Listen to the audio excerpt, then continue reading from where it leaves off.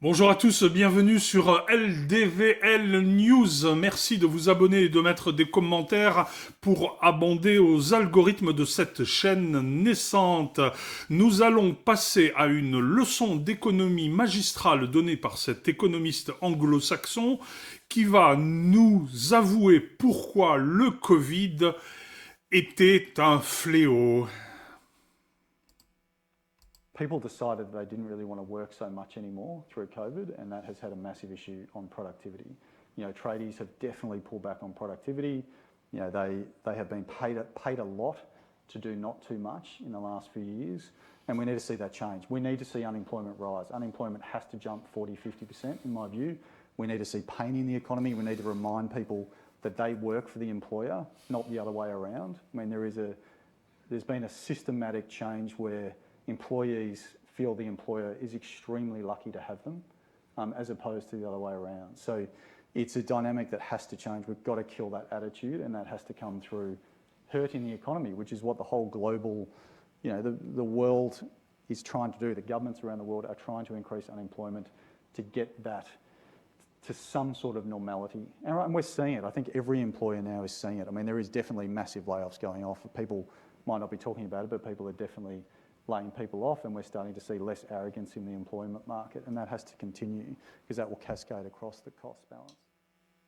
La pire chose qui soit arrivée par le Covid n'est donc pas la mortalité qui en résultait, ni même les dégâts que ça a pu faire sur certaines personnes de par la maladie même ou de par le vaccin, chose qui n'est plus interdit de dire aujourd'hui. Mais la pire chose, c'est que ceux qui sont restés vivants et en bonne santé et n'ont pas perdu leur emploi, pardon, sont devenus des feignants. Et donc, pour résoudre ce problème, il faudrait que, il faudrait que 40 à 50% de chômage soit organisé dans les pays développés, de façon à ce que les gens qui veulent travailler puissent aller voir leur patron sans revendication excessive, ni en temps, en salaire, ni en temps de travail, de façon à redonner de la marge aux entreprises.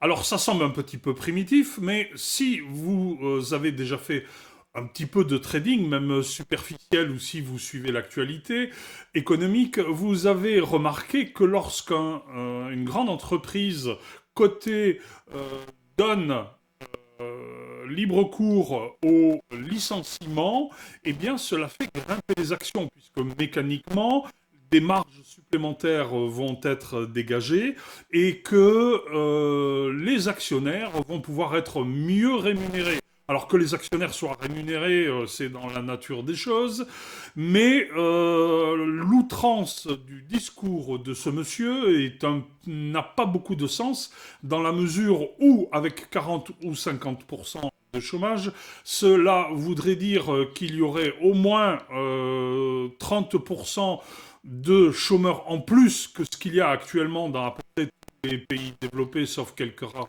exceptions, et que donc le PIB baisserait peut-être pas dans la même proportion, mais au moins d'autant, puisque en ayant moins de salariés, la productivité baisserait, mais pas complètement, et que le ratio deviendrait plus intéressant.